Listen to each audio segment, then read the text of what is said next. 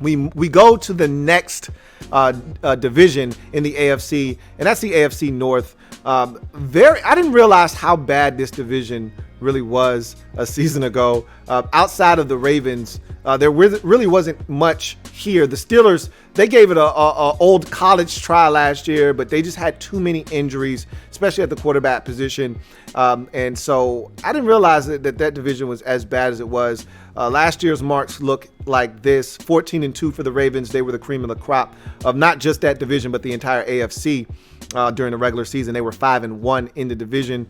The Steelers were 8-8. They were 3-3 in the division. That was a hell of a job by Tomlin last year.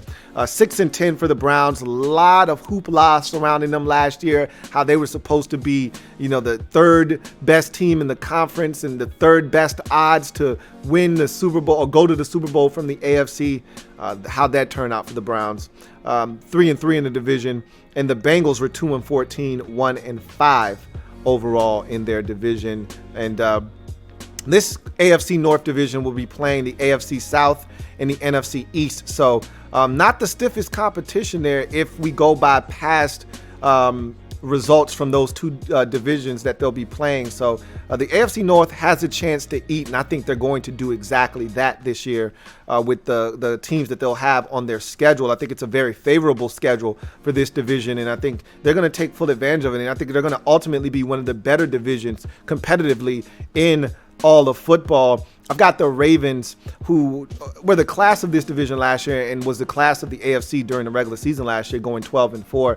Not much has changed from their roster. Yeah, they lose Marshall Yanda to retirement, but this football team is locked, stocked, and ready to go. I mean, the amount of talent that they have is ridiculous. And I know Lamar Jackson is the straw that stirs that drink, and if something were to happen to him, they could be in trouble. But they've got Robert Griffin III. I'm not saying he's Lamar Jackson, because he's not, but I think if he comes in there and just doesn't turn it over with the way that they can score and all the weapons that they have, he pretty much just has to get the football to these playmakers and get the hell out of the way. Similar to the Chiefs offensively, they've got so many weapons at the tight end position, at the running back position, at receiver. They've got a lot of speed, and they've added to that. J.K. Dobbins, think about that. They added J.K. Dobbins in the draft. This team is loaded, and I just don't see any way that this team can't find a way to win, 11, 12 games this year and be one of the better teams once again in the AFC. They're just loaded. You look at the defensive side of the football, I think they're still lacking there. They move on from Earl Thomas and that whole saga, but I think the offense is just too dynamic for the defense to really matter. They've added some stuff, Calais Campbell and some other guys up front that they think are going to help that defense along. When it's all said and done, I love what they did in the draft, and I think the Ravens are 12-4. You look at the Steelers, who finished second in this division at 8-8 last year. I've got them going 10-6. This is a team that'll get Ben Roethlisberger back. They've got a ton of guys that they got a ton of experience last year. The one thing that injuries do, however, present is opportunities for your young guys. And a lot of young guys got to play last year due to injuries. And I think those guys are much better because of it. Now you add in a veteran like Ben Roethlisberger back into the mix, and all of a sudden you take a team that was meddling around, the middle of the pack last year, and now they become one of the better teams. Again, I could see 11-5 for this Steelers football team if the ball bounces their way because of their schedule and the teams that they'll play. Again, the AFC South, no one's scared of any team in that division, nor the NFC East, although I think that division could have a couple of teams that are really good. That is another division that they should be able to take advantage of as well. So when you look at the Steelers and getting Ben Roethlisberger back and all the guys that they have that they like at the receiver position, the running back position, I think this is a team that is going to go out and do some good things. And don't forget their defense. TJ Watt, I don't think enough people understand just how good TJ Watt is. This is a guy that could easily be in the running for, Defensive Player of the Year, MVP. He's that good. He was dominant last year, and I think he's only getting better. They're going to be good defensively, and I think this is a team that could be scary this year. I've got the Pittsburgh Steelers going 10-6 and also qualifying for the postseason along with the Ravens in this division. But then you look at the Browns. I think the Browns are going to be markedly improved this year. This is a team last year, 6-10, expectations through the roof.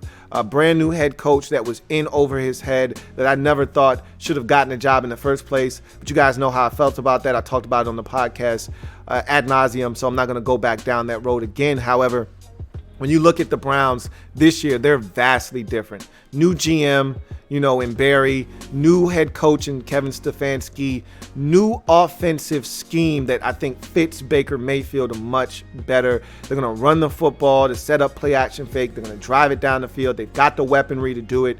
And we all know about the talent that they have at receiver. They've got talent at tight end. They added Austin Hooper to go along with David Njoku and company. They've got a plethora of guys to get the football to in the pass game. They can even throw it to their backs out of the backfield.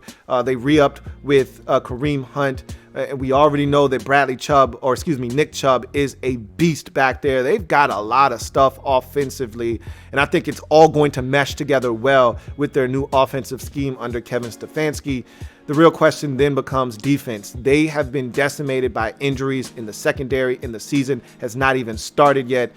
That's where you really start to look and say, if they can't get pressure up front with Myles Garrett and company, it could be a long season for them in the back end of their defense. However, I've got confidence that they're going to be able to score some points, outpoint some teams, win some games that way. They'll lose some games because I think they won't be able to get off the field defensively. At the end of the day, this is a team that I think is going to be much better, much improved. 9-7 for the Cleveland Browns. Unfortunately for them, they'll finish in like a gajillion tie with about 50 million other teams that are 9-7, and they won't qualify for the postseason, but they will be right there. And again, ball bounces their way. They win a game that maybe they're not supposed to. 10-6, and they're in.